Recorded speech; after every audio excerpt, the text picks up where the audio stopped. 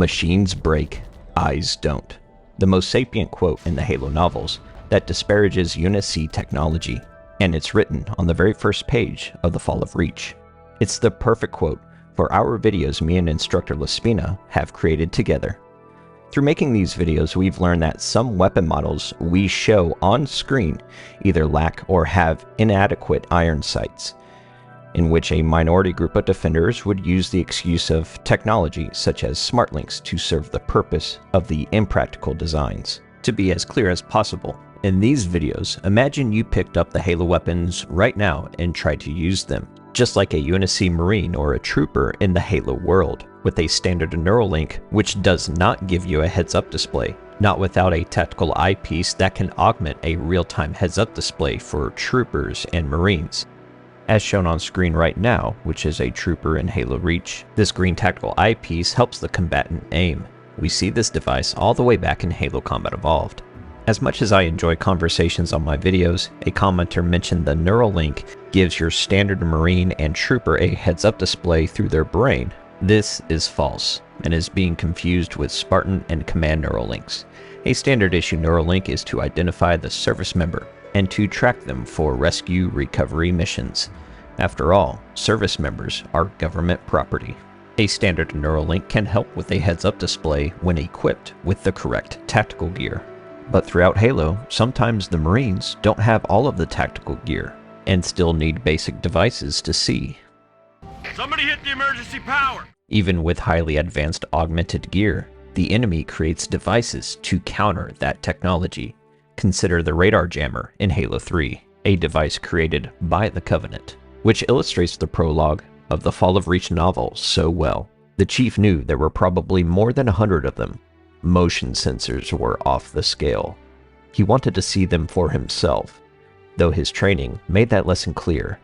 Machines break, eyes don't.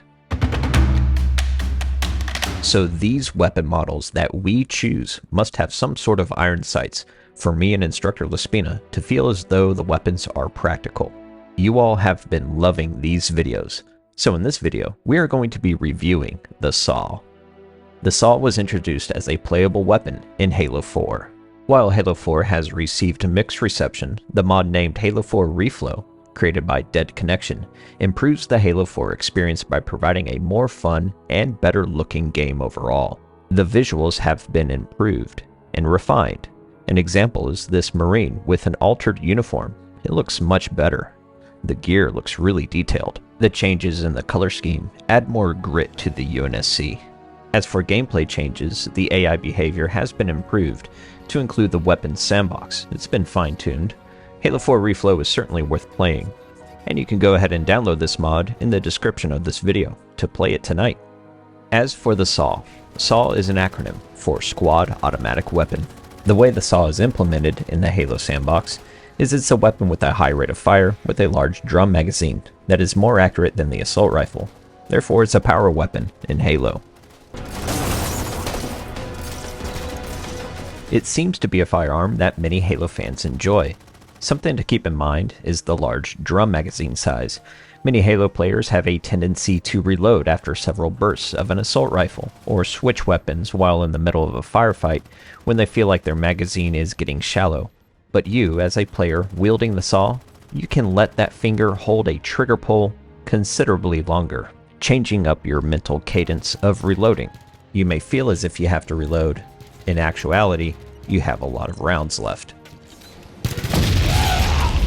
It's satisfying when you can annihilate an energy sword charging elite with the SAW, but it's also an ideal weapon to assist your squad with in games such as Halo 5 Guardian's Warzone Firefight mode, which I thoroughly enjoy. While Warzone Firefight is not every Halo fan's cup of tea, it's certainly the best game type for the SAW to live up to its name as the Squad Automatic Weapon. But let's take the standard version of the SAW and see how instructor Laspina will redesign it to be more practical. Laspina is the owner of Spear Training Group, a consultative group for those seeking training and guidance at the firing range and for businesses in the entertainment industry. Let's check out how he came up with this beautiful redesign of the Halo SAW. My favorite redesign of all of the Halo weapons he's done so far. And you can also check out his channel and website from the first link in the description of this video. Let's turn it over to Instructor Laspina. Enjoy.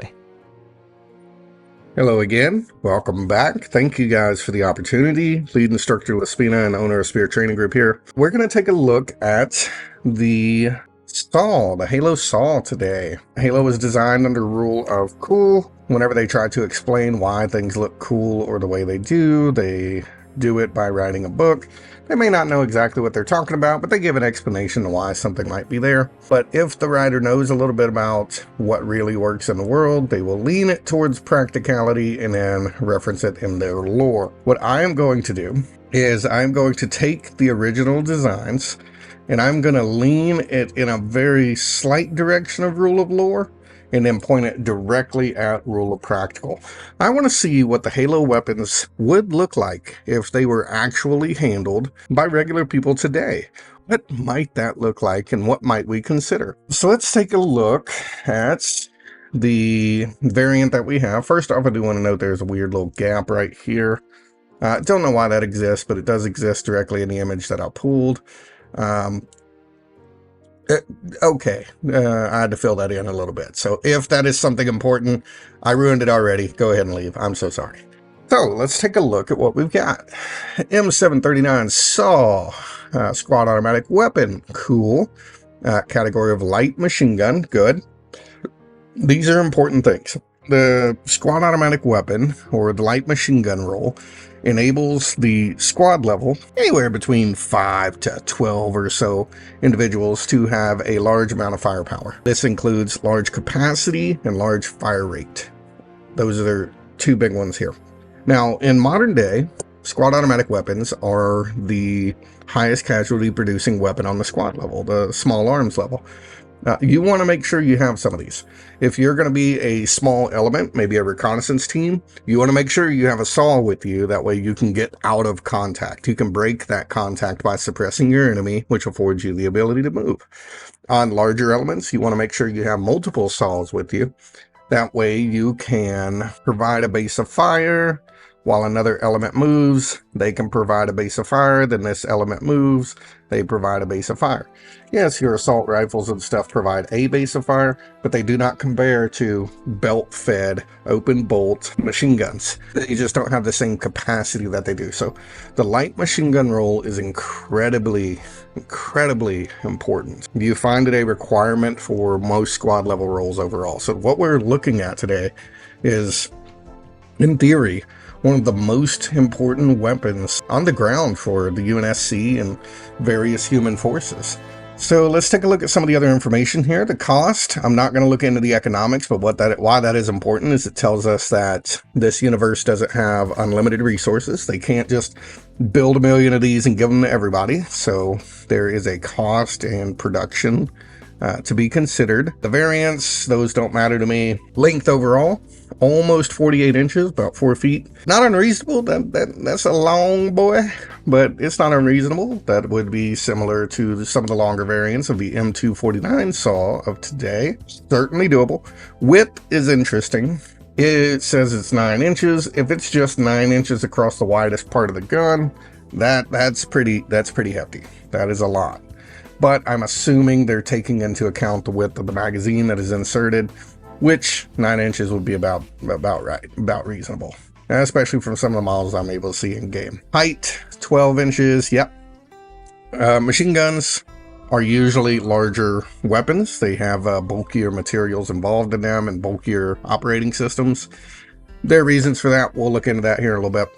But yeah, the fact this is taller than, I was about to say taller than your normal rifle, but we've already seen that the assault rifle is tall. It's not very ergonomically friendly.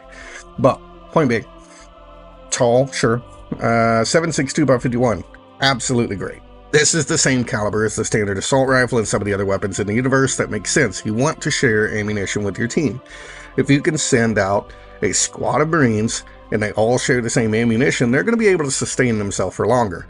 As opposed to if you have one member on that squad who uses some niche caliber and he's the only person that uses it, that's going to make it very difficult, because if he runs out of ammo, that's the entire gun lost. 7.62 by today's standards would be considered a medium machine gun, but because so many of the weapons are standardized on 7.62 in this universe, Calling this a light machine gun might be feasible. Nomenclatures change over time.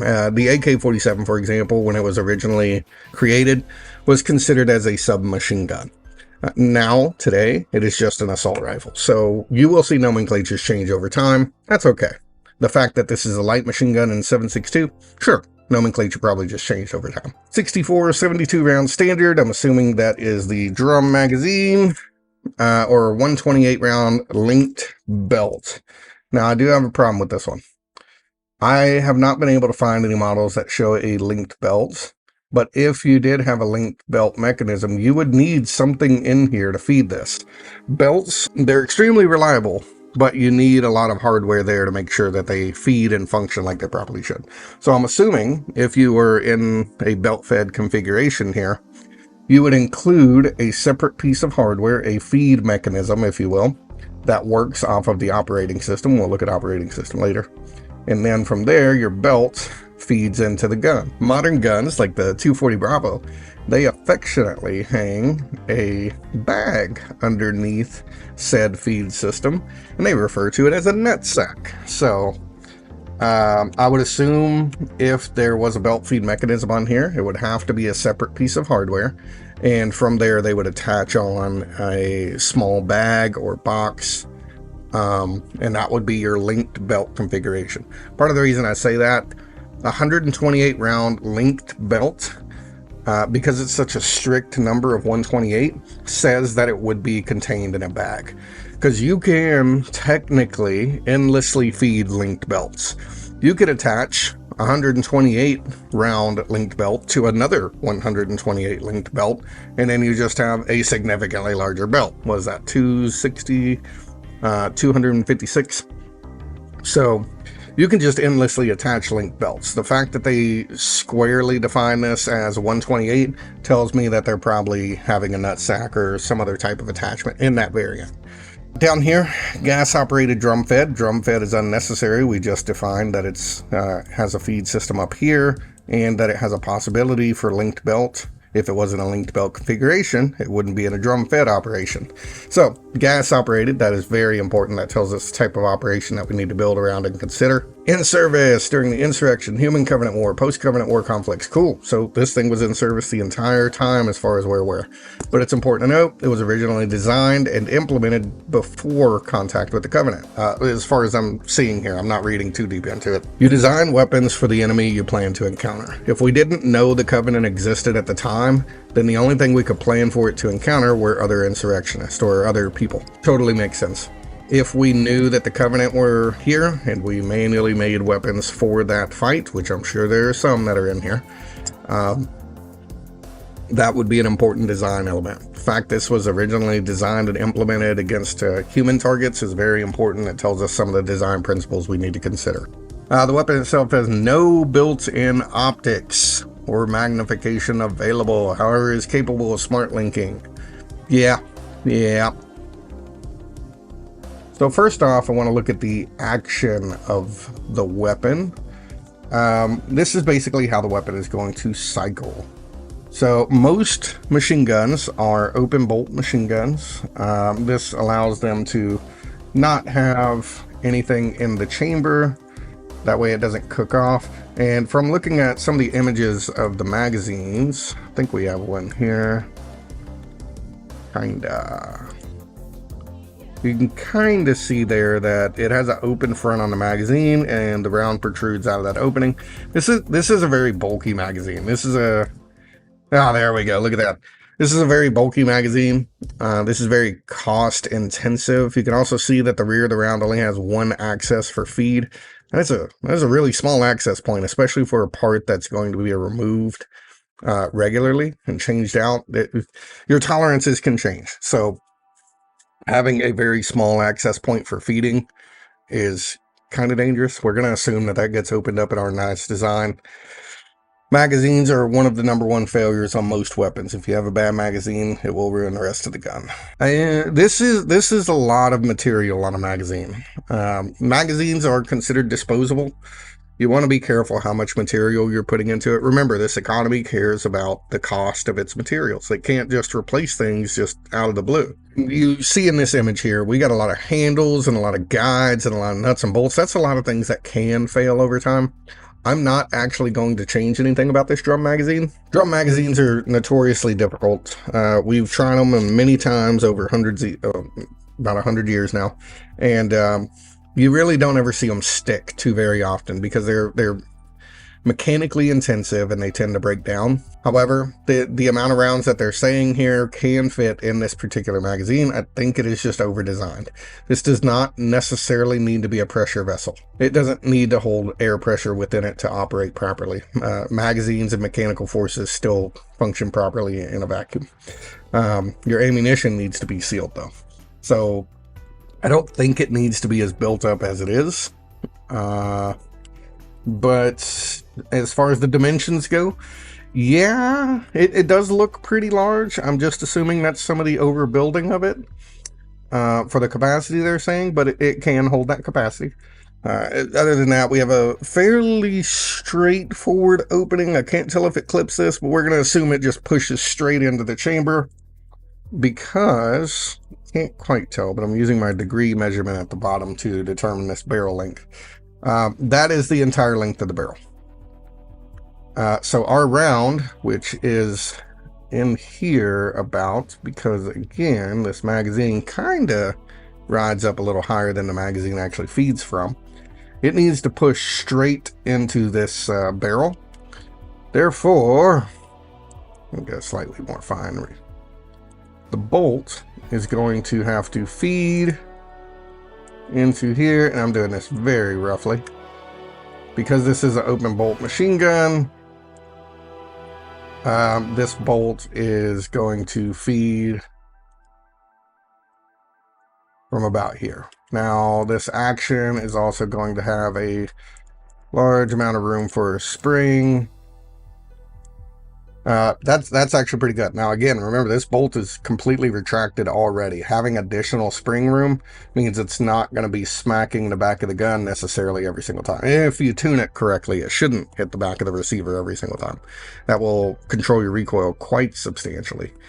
So whenever you squeeze the trigger, it is going to release the bolt mechanism. The bolt is going to slam forward, feeding the round into the chamber. Once it seats, locks into the chamber, it will fire, and then the whole cycling process will stop again. Whenever you let off the trigger, it is going to stop in about this orientation right here. So that's our action and operation. There does seem to be enough room for a good machine gun bolt. There does seem to be enough room for springs and compression and all of that, which is great. So our action looks good. We have a nice long barrel. This is going to give us a really good velocity out of this cartridge, which is going to transition into power. So that's good. This is a very heavy barrel. However, I had thought that this might be a reciprocating barrel. Maybe this inner barrel portion throws back into the receiver and comes back forward and locks into place. Does not appear to be that way. In all the animations I can find, this thing stays in place. So all of this, I don't know what all that is.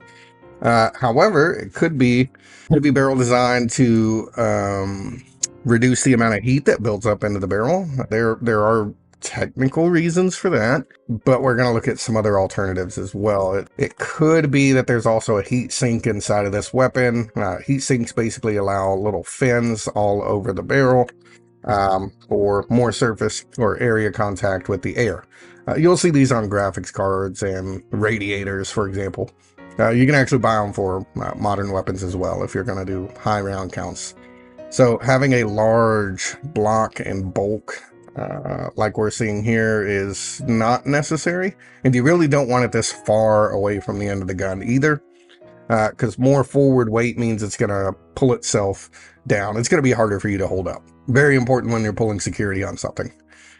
So you want to be careful about a lot of forward weight. This does say it is gas operated, and I had at first assumed that this was the gas tube on the underside. But when I went to go line it up, it doesn't appear to be, because there's nothing down there that would cycle the action. Again, the action is all the way back here. If the gas tube was down here, that means there has to be some type of mechanical linkage up to the bolt. The problem is when you have mechanical linkages like this, that offsets the pressures and the energies that are needed to transition into that bolt in order to cycle it. You can get parts breakages and damage really quickly from that type of mechanical offset. So I do not believe that this down here on the bottom is our gas block. I'm pretty confident that it would be shrouded underneath here. That way it is directly in line with our bolt and feed system that we explained earlier.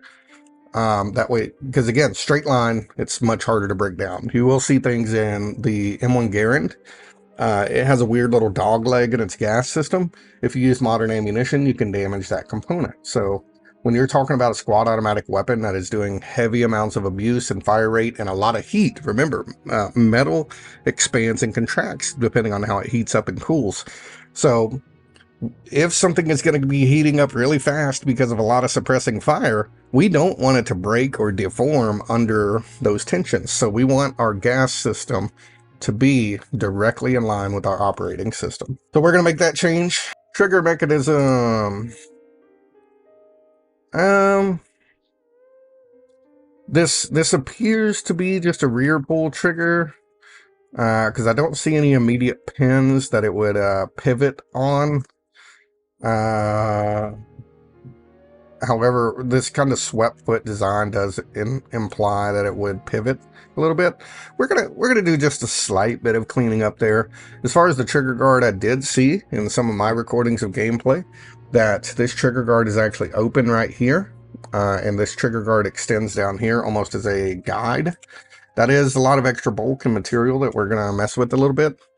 And there's no direct problem with this being open in the front, especially if it's going to be closed off by a magazine or something. But remember, this can feed from linked ammunition.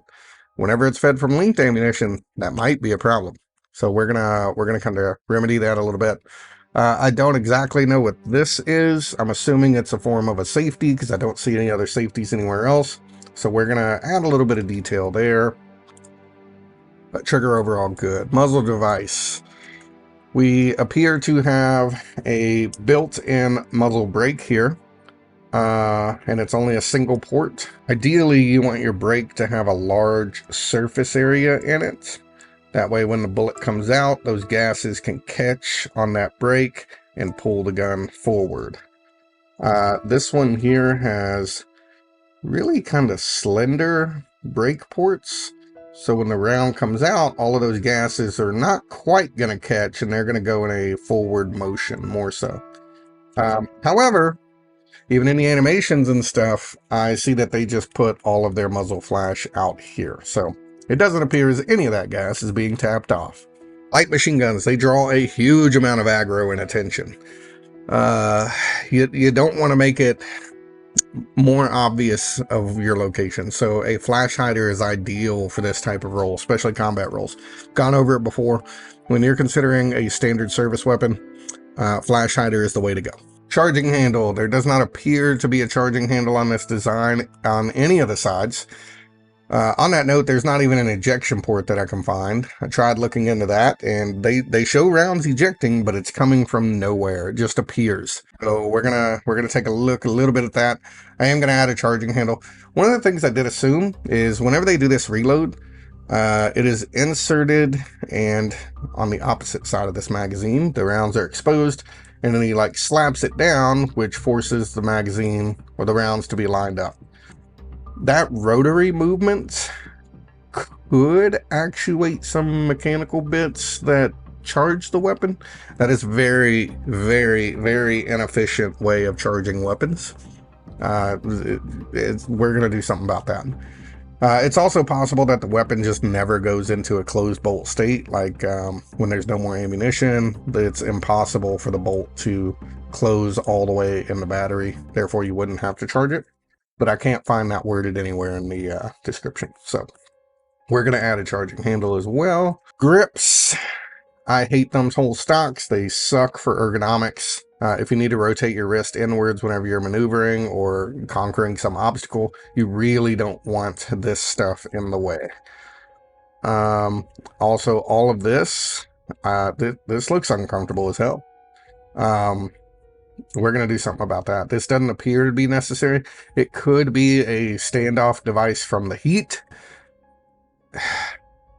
But again, we have current technologies that already do this better. A standoff device wouldn't make sense. Looks very uncomfortable. This is also very unstable. This is a very sharp, angular piece. If you were to brace this up on cover, it's very likely it's going to rock left or right and be hard to control under recoil. So we're going to change that up. Ergonomics. Overall, it's going to be a bulky gun. That's just the nature of light machine guns. So it's gonna be a chunk. But we're gonna slim some of this down where we can. Stock. Hey, let me zoom in on this. These weird hard angle changes are a little odd. I had thought about changing them, but at the same point, this is going to kind of force, as you're shooting, your arm is going to want to go in the area or the path of least resistance. So it's going to set in this groove here. You also have a reinforcing sleeve to make sure it doesn't roll any slower. So it's not necessarily bad. Sighting system. Neuralink, SmartLink, Smart Scope, whatever. I don't care. It appears to already be here in the model. However, as I've explained before, every system is going to be countered by your enemy. If they're not countering your technology and your tactics, they kind of suck at strategy. So, can your computer systems, can your visors, your smart links and all that, can they be compromised? Maybe not right now, but in the future they absolutely could be. You need to have backup sighting systems. There does not appear to be a way that this just pops off easily, or there do not appear to be any backup sighting systems for if that fails or if you are not equipped with that technology. Remember, under the guise of you might need to pick this up as just a regular average Joe, are you able to use it? Well, not really right now. So we're going to make some of those changes. So let's take a look at what we've got here. Beautiful. Blasphemy. Beautiful. Blasphemy. I love doing this. This is one of my favorite parts, honestly. So you can see we're slightly thinning down a little bit. We're cutting some of the fat off this beast. But not excessively. Again, light machine gun, it's dealing with a very high volume of fire. We need to be able to control that a little bit. So let's take a look at what we've got. Action, still the same. No changes to the action overall. With the exception of the gas block. I'm going to assume that the gas is being tapped off up high and directly back into the bolts, just like we explained earlier. I did include a gas adjustment here. You can crank this to increase or decrease gas, depending on your environment. Did shorten this barrel just ever so slightly. I actually put the muzzle device right about here. This is just going to make it a little bit more wieldy. Remember, this is light machine gun roll. This needs to be man-portable, lightweight, and fairly maneuverable. We do have heavier machine guns in this universe, so we're going to let those heavier machine guns fill the heavy machine gun roll. So we shortened the barrel. I did keep some of this venting and this extra material here, but I'm also assuming that there is some type of heat sink inside this handguard to help mitigate that heat. Magazine. The only thing I changed magazine-wise was some of all this extra bulk and material. So let's take a look at that real quick. All of this is stuff that gets caught on things whenever you don't want it to. So we're going to remove some of that. And I did include some additional material up here just to line up the magazine whenever you're loading it. Very similar to how loading a BAR or Thompson magazine would work. You just kind of smack it in there and it all fits and sits all good. So yeah, magazine. The magazine itself, I didn't change anything. But I do want to assume that we're going to simplify that material a bit. Trigger. Updated variant. I just flattened out the trigger a little bit. I made it go slightly lower to the trigger guard. That way we just have more surface area. I did include a safety here that is just safe or on, or full auto. I also reduced some of this excessive material that came down. It looks like it might have used as a linkage between the magazine to hold on to it. But again, we're already including additional material on both sides to do exactly that. So let's go ahead and reduce this excess material a little bit and give us a nice little cutout for our finger to rest in. Again, I explained how a muzzle brake is a little less than ideal. I did include a flash hider on here, but I included some additional porting as well. Notice that there's none of the porting on the bottom of this device. If you're proned out or behind cover or something, it's not going to kick gas into the dirt, which kicks up a big dust cloud. Is there still going to be gas and disruption of your local environment, like trees and stuff? Yeah. I mean, it's the physics of gas expansion. You can't do away with that. But if we're not actively kicking up all of the dirt and debris, that's pretty good to go. That's a pretty high speed right there. But I do want to include a flash hider on that design. Charging handle. As stated, there doesn't appear to be one, so I pulled one. And I put it in nearly the exact same place as the assault rifles as well. Correction, my updated versions of the assault rifle. There are reasons you want these things a little further away from your face, so I made it a little further away from the face. This way we can just manually charge it. If you get a jam or a malfunction, you want to be able to yank on something to clear it manually. You don't want to hit a button and have some electronic system be responsible for it. I did reduce all that back grip, gave a little bit of a ledge here for your hand, just as a reference point. Machine guns are kind of a weird thing. Some machine guns you want back swept grips for, that way they're more comfortable in the prone position. Some machine guns you want a more vertical grip, that helps get a little bit better control on the weapon. I kind of just kept this one as is, didn't see a huge reason to change it. I did also, this took an embarrassing amount of time too. But I pulled this grip to the front, very similar to, I think it's the M60 E3, E4? I don't remember which one it is. Whenever you have a large amount of bulk here, let's assume there's no vertical grip. Your forearm, the bones in your forearm, you have 2 of them in your forearm, are going to be kind of flattened out, and your hand, insinuate these as hand bones. These are all flattened out. This is a really hard orientation because your wrist can't really move in left or right directions all that great when in this type of orientation. Why is that important? Well, if you have to hold the gun right here and you have a big bulky magazine that's sticking out, your forearm is going to come in contact, and that's going to create some ergonomic issues. So whenever you have large, bulky magazines in the way, you want your forearm to be in a vertical orientation. Again, 2 bones, now they're just stacked on top of each other. And from here, you got your hand wrapped around that grip, your thumb wrapped around the grip, or you can throw your thumb over the top, it doesn't matter. Point being, this is a much easier ergonomic orientation for your wrist because you have a lot more movement in your wrist going left and right. You have almost 180 degree range of motion in your wrist when it's vertical, as opposed to about a 45 degree range of motion when it's horizontal. So vertical grips on machine guns like this, there's a time and place for them. You've probably seen it in many games that vertical grips add recoil control. Not necessarily true. I'm not going to dive into that right now. Generally, you want your hand to be as close as the axis of recoil as you possibly can. That is why we do modern C-clamp grips and very aggressive forward grips on weapons. You don't see vertical grips as much as you used to. But you will see vertical grips on light machine guns or larger weapons because they do help with certain amounts of stability. So, yeah, I'll put one on there. Hate me. Ergonomics. We reduced the bulk. We reduced some of the snag hazards, all the extra material hanging off. If you're running through the woods with this, we don't want you to get hung up on things. We don't want exposed items if we can help it. I did also extend this heat shroud over a little bit more than it used to be. Let me see if I can get a Good little representation of that. There you go. So the heat shroud is overall extended a good bit. You can see we brought it up to about here.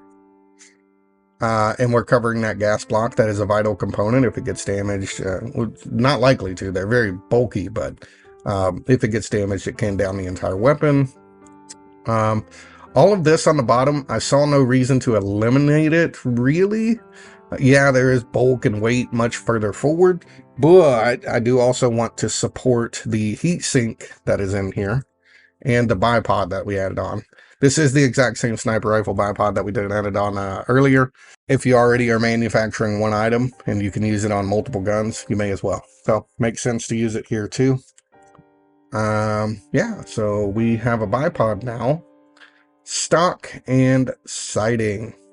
Stock, we reduced that bit there. There was no real reason to do much more than that, so we didn't. We did kind of minimalize it a little bit. There are certain machine gun methodologies where you bring your support hand back to the rear and support off of that. Be it this is light machine gun roll, again, not medium machine gun roll. I didn't see a reason to add the extra material for that design, so yeah, I didn't add it. Sighting systems. I did keep our normal SmartLink stuff in play. No real reason to remove it if that is a thing in lore. However, I did add a very small rear aperture. I'm assuming from some of the images I was able to find, it looks like there is a groove up here a little bit. So we're going to assume that this this rear sight is slightly embedded in that little groove. And at the front, we have a flip-up sight, very similar to what we did on the submachine gun. There's a little lip here that you can grab on and pull it up. And whenever you pull it up, it's going to be about in line with where that rear sight is. Now, yeah, that does add a little bit of additional snack. Again, everything in the gun world is gives and takes. You got to decide what's worth it and what's not. The thing is, if we don't have a backup sighting system and our adversary figures out a way to destroy or disable our weapons, or our sighting systems or our technology, we need a way to keep our main weapon still in the fight. So having backup sighting systems is not a horrible idea, especially when you're dealing with a technologically advanced enemy. That's something you just need to plan for overall. So this is my rendition of what the SAW could look like if it was a more ergonomic and effective piece of equipment. If you hate it, you love it, whatever, feel free to let us know in the bottom. We are going to be looking at more weapons. We already have a few videos lined up to be made for you, including a very interesting crystal-based weapon, something purple and pink in the works, and we'll see how that goes. Thank you guys for the opportunity again. I love doing this, and hope we can keep on doing it. Enjoy and have a good day. Thank you so much for watching, and you can check out the other videos me and Instructor Laspina have created together, and you can enjoy my other concept videos I've created. Consider liking and subscribing to help support my channel. Thank you.